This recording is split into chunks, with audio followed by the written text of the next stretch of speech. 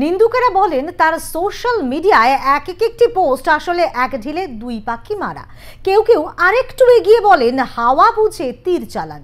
এবার যেমন তার নিশানায় রাজ্য প্রশাসনের একাংশ। আর.জি. কর কাণ্ডে কুণালের বক্তব্য, প্রশাসনের কিছু পদক্ষেপ মানুষ ভালোভাবে নেয়নি।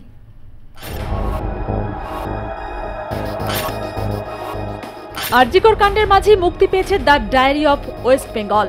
ছবি মুক্তির দিন গত শুক্রবার কুণাল ঘোষ সামাজিক মাধ্যমে একটি পোস্ট করেন, যে পোস্টে তিনি দোষারোপের সুরে আঙুল তুলেছিলেন টলিগঞ্জের তারকাদের একাংশের বিরুদ্ধে।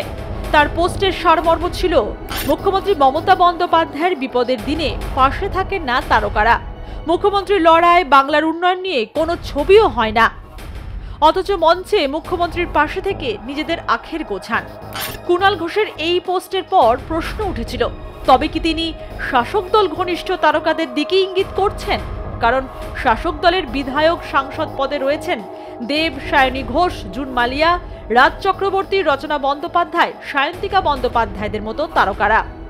কুণাল ঘোষের এই পোস্টের পর টালিগঞ্জের অনেকেই মুখ খুলেছিলেন, তবে শাসক ঘনিষ্ঠ তারকারা নীরবতা বজায় রেখেছেন। রবিবার বরানগরের বিধায়ক সায়ন্তিকা বন্দ্যোপাধ্যায়কে প্রশ্ন করা হলে তিনি বিতর্ক এড়িয়ে the diary of West Bengal ছবির সমালোচনা করেছেন। একই পথে হেঁটেছেন তৃণমূল বিধায়ক রাজ চক্রবর্তীও।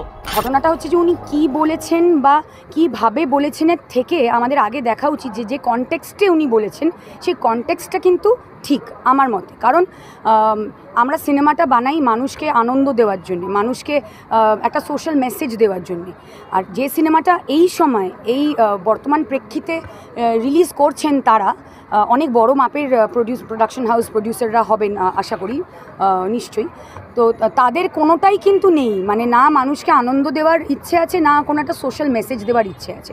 কারণ সব কিছুর একটা স্থান, কাল, পাত্র বলে বিষয় আছে। যখন আমরা এখানে সবাই দেখছি যে একটা ঘটনাকে কেন্দ্র করে আমরা সবাই ডিস্টার্বড, আমরা সবাই একদিকেই ফোকাস করছি, তো তখন এখন মানসিকতাও নেই কারো যে হলে বসে গিয়ে সিনেমা দেখবে। আমি বলবো বাংলা ফিল্ম ইন্ডাস্ট্রিকে দেখে বাকি ইন্ডাস্ট্রিগুলো শেখা উচিত। তো ওয়েস্ট বেঙ্গল ডায়েরি বলে যে সিনেমাটা, তার আমি ট্রেলার দেখেছি, ভীষণ কুৎসিত এবং খুব বাজে একটা, মানে কি বলবো, একজন ফিল্ম মেকার আমি এইটুকুনি বলতে পারি যে ভীষণ কাঁচা এবং ভীষণ বাজে একটা কাজ, এবং ইন্টেনশনটা বোঝাই যাচ্ছে যে এই সিনেমাটার মধ্যে দিয়ে বাংলার মানুষকে, বাংলাকে কলঙ্কিত করার চেষ্টা এবং একটা ধর্মের নামে ভেঙে দেওয়ার চেষ্টা, এবং আমার মনে হয় বাংলার যে কালচার, বাংলার যে কৃষ্টি, তার উপরে আঘাত করার একটা চেষ্টা।